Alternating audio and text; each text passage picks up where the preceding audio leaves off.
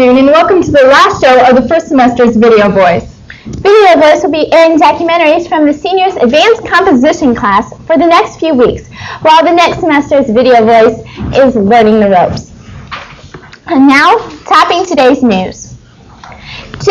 January is traditionally considered a big recruitment month for Concordia. On Monday and Tuesday of this week, over 50 students, most of whom were juniors and seniors, visited 14 different Lutheran grade schools. These visitations, which were conveniently scheduled during finals week, informed 8th graders about what it is like to be a Concordia student. More recruiting will be done on January 17th when Concordia holds its annual open house at the high school for all prospective students and their families.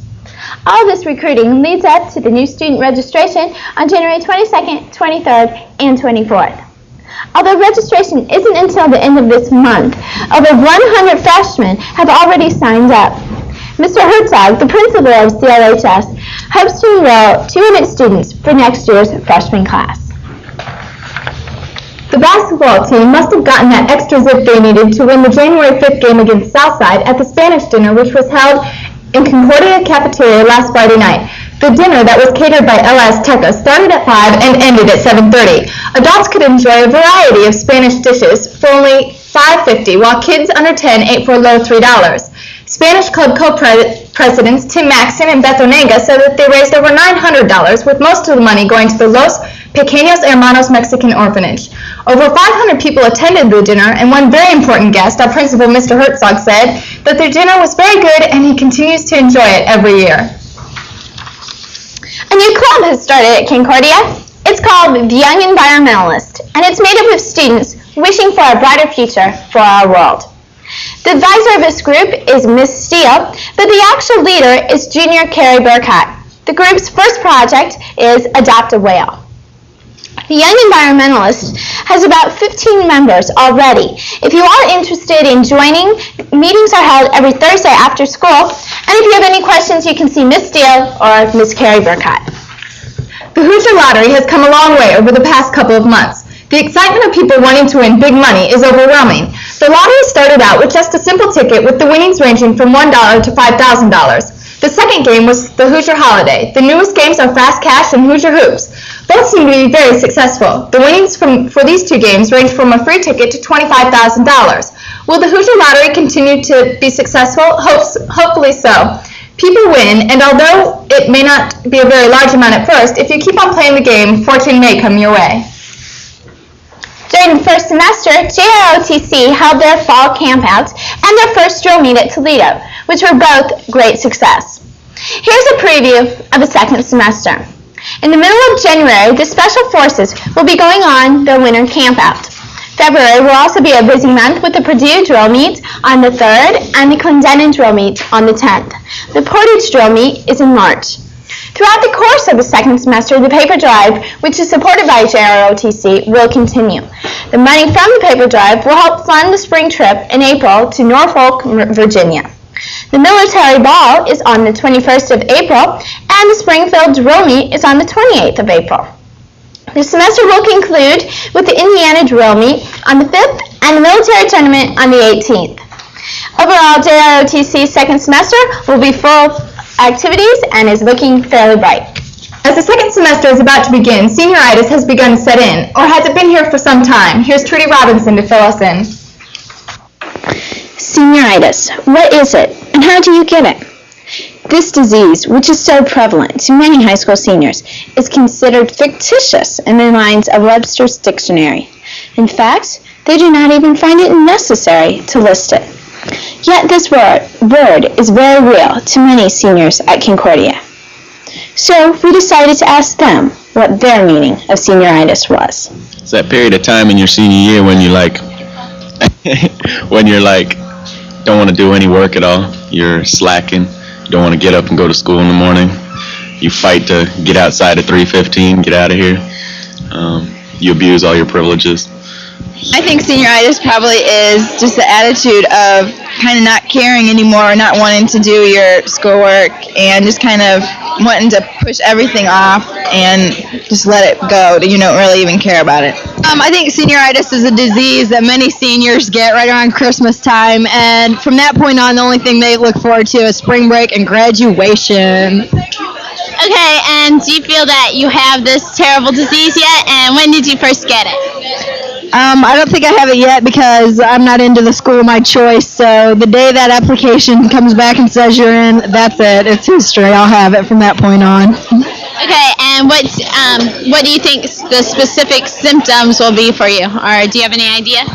Oh, probably a desire to stay tucked under my electric blanket, refuse to get out of bed, desire not to do my hair. There's a list, I'm sure, that will pop up as soon as it comes to me. The symptoms of senioritis vary from person to person, but some of the ones that are prevalent in almost all the seniors are sleeping in late, sleeping during class, not getting their homework done, and simply not caring. Even though it may be comforting to know that you are not the only senior experiencing this dreadful disease, the bad news is that there is still one whole semester left. So, to make your things brighter, cherish all the activities you are in now, because college is only going to get tougher. On January 27th, this year's spring play will be traveling to South Bend to participate in the National Thespian Society Northern Indiana competition. The play, titled Waiting for the Parade, is a unique one to Concordia's stage. The cast consists of 5 girls who live in Canada during World War II. The show will be put on at CLHS on the 23rd and 25th of February. Just before Christmas break, the Curriculum Committee held their last meeting of the semester. The majority of the meeting time was spent discussing whether or not future freshmen will be required to take a PC Network Applications course. The committee feels that there is a strong need for the class. The problem came when the committee tried to fit the class into a regular schedule. Assistant Principal Fred Weiss and biology teacher John Schomburg gathered statistics which concluded that 25 to 35 students would not be able to fit the class into their schedule. Following this discovery, it was proposed to make the class a requirement with the stipulation that students with a full 7-period schedule would have to take the class as freshmen before school every day throughout the first quarter. The major difficulty that the committee faced was making the class presentable to the students and their parents who would have to come before school. The backside of Concordia High School has some interesting points to it, as our reporter Mike Evans found out this week. Here we are on the northeast side of Concordia, with Salinger Stadium towards the right of me and Anthony Boulevard. When you pull into Concordia, you might notice that there's a lot of junk. I'm really disappointed with all the crap that's out here. We have a wide selection of beer bottles, tires, and your nice favorite tire. Now, who's going to clean up this junk? I think somebody should get rid of the stuff ASAP. How long is this going to be out here? This has been out here for as long as I can remember when school started. We have our chairs behind me. We have all sorts of junk here. This is a real eyesore to Concordia, and I think somebody should get rid of it. Mike Evans reporting for KDET. Between all the term papers, tests, quizzes, and homework that comes with our days in school, we often don't take time to get to know the people who teach us. We'd like to take some time now to get to know Mrs. Sue Hebel. Here's Monica Bowles with the teacher's profile. Several students here at Concordia, along with myself, spend 1 out of 7 periods in this room throughout the day. Mrs. Sue Hebel conducts 5 different classes in this room as a journalism and English teacher here at Concordia. She's been teaching here for 5 years, and her daily routine goes as follows: English orientation, literary interpretation, Lehigh yearbook, Lehigh school paper, and honors English, all which she teaches alone. Not only is Mrs. Hebel a mother of 3 children, 2 teenagers and 1 third grader, she also works full-time here at Concordia. She received her college education at Valparaiso and began teaching when she graduated from that college at Lutheran High North, where she stayed for 2 years. Mrs. Hebel then went on to get her master's at University of Missouri in St. Louis. While studying at the university, she also taught at Lutheran Special Schools in St. Louis for 2 years. All of this occurred before she came to Concordia. In teaching the newspaper and the yearbook, Mrs. Hebel has discovered that she really enjoys working with the different students, not concerned with what grade they are in.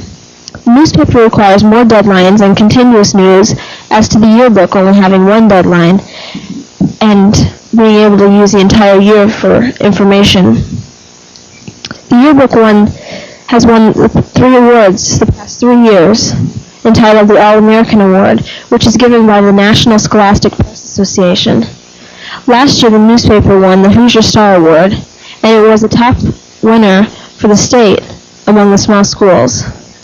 Mrs. Hebel herself has won several photography awards in contests which she's entered through the newspaper in Fort Wayne here every year. We can only hope that Mrs. Hebel will choose to stay here at Concordia in the remaining of her teaching years. She is a benefit towards all of us. Stay tuned for Concordia's Job Bulletin Board, which is coming up next.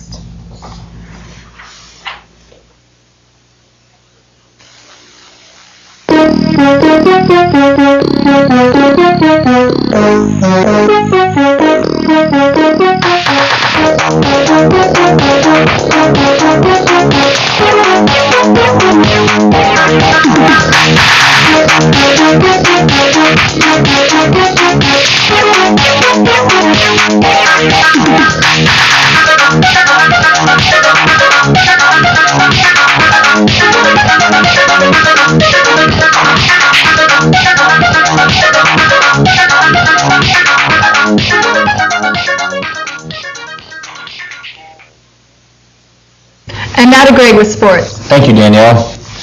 The Kidette boys basketball team had a victorious weekend which started with their win over Southside. Although they had to come back from a 21-11 deficit in the first half, this game was one to remember. Late in the fourth quarter, Ryan Dellner tied the score at 64-64 when he crashed 2 free throws. Southside then forced a missed shot, and the Kidette's Jason Burkhalter came down with the rebound. After a timeout with only 6 seconds left, it was all up to Matt Dellner in the corner with his 18-foot jump shot, which won the game 66-64. Dellner led the team with 20 points. Teammates Tim Falkenstern and Ryan Dellner added 14 points apiece to add to the victory. This was a moral booster for the Kidetts and Matt Dellner after he missed his last second shot in the SAC tournament lost to Wayne over Christmas break. The next night, our Kidetts traveled to Carroll High School for a game. The game was basically back and forth, but Carroll outscored us 11-6 in the fourth quarter to force overtime. The Kidetts scored 9 points in overtime, 7 on free throws, in which Tim Falkenstern scored 4. Leading scorer for the game was Ryan Dellner with 19, followed close behind was his brother Matt with 12.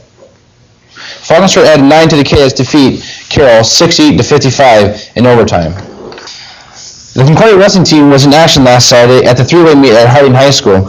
The wrestlers faced off with Wayne first. Concordia came out on top with a score of 48-20. Wins were by Steve Gagline, Brandon Miller, Ryan Sauer, Adam Gleave, Tony Hudson, Jamie Jones, Kevin Marks, August Marquardt, and Chris Fagley. Northside was the next match for the Kidetts. The team came up short with a score of 28-36. Sauer, Gleave, Hudson, Jones, Marks, and Fagley headed the team with wins over their competitor. And the last team the wrestlers faced was host Harding. The team again came out on the short end with a score of 31-35. The wrestlers to score the 31 points were Marcus Hatcher, Steve Gagline, George Salfrank, Ryan Sauer, Scott Junk, and Greg Markham. The competition was tough, but the team showed the true Kidett spirit and stuck in there. Concordia will host the Concordia Invitational on Saturday, the 13th. The competition will be tough, so come and get behind your team. Although football season is over, weightlifting has just started. Here's our Chad Jenkins with more. Take it, Chad. On Monday, January the 8th, preseason conditioning began for football players. Coach Fliggy handed out conditioning manuals and began teaching the younger kids how to lift properly using proper form. All lifters are required to keep track of all lifts on a weightlifting chart. Lifting is every Monday, Wednesday, Friday from 3:30 to 4:45 p.m. Although last year's team didn't have a winning record, many players believe that lifting helped. Senior Matt Heil said, "Lifting helped us be more competitive than if we wouldn't have lifted at all." All players are encouraged to come and welcome. The Concordia Ski Club, which is directed under Major Beerbaum, held a ski trip over Christmas vacation. On January the 2nd, a busload of about 60 students were driven to Timber Ridge Ski Lodge. The cost of the trip was cheap, and free ski lessons and a group picture were included. Overall, the ski trip was a success, and all skiers had a good time. And that's all for sports. Danielle? Well, not that you don't already have enough to do with the new semester beginning, but we just thought we'd supply you with the few things to do when you're tired of hitting the books.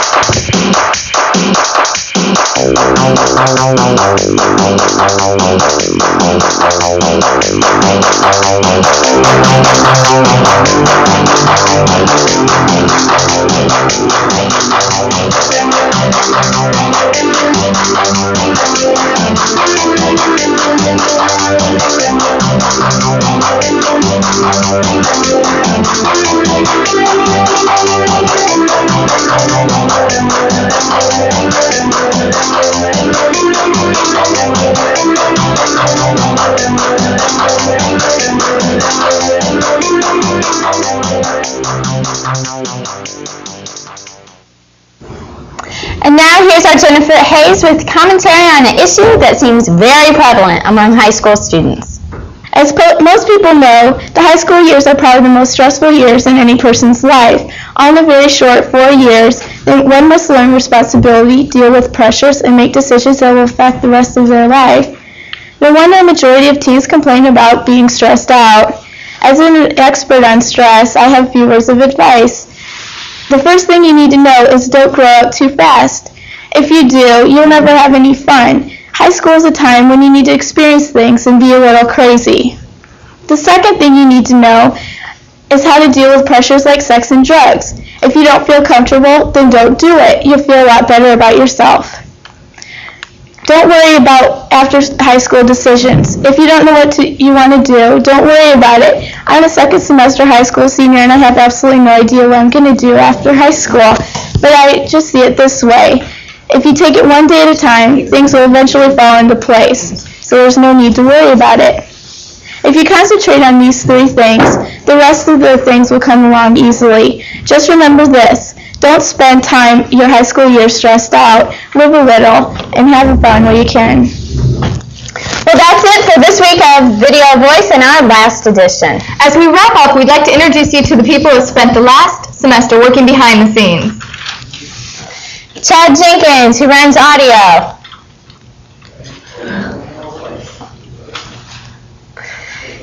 Dave Horseman, our fantastic director. And Mike Evans, our computer expert. Then we have Jill Smith on the bottom, who's our floor director, and Jackie Springer, our great assistant director. Monica Bowles, who designed our set, and Jennifer Hayes, who worked on audio.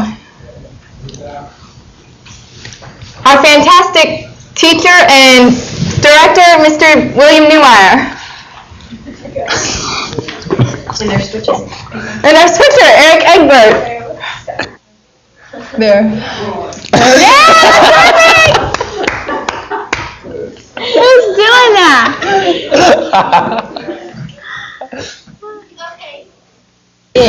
On camera 1 and 2, we had Amy Bierman and Jason Quant. And back here in the corner is our great lighting person, Kevin Purnell. And from Danielle Tucker and Trudy Robinson, we wish you the best in 1990. Out of here.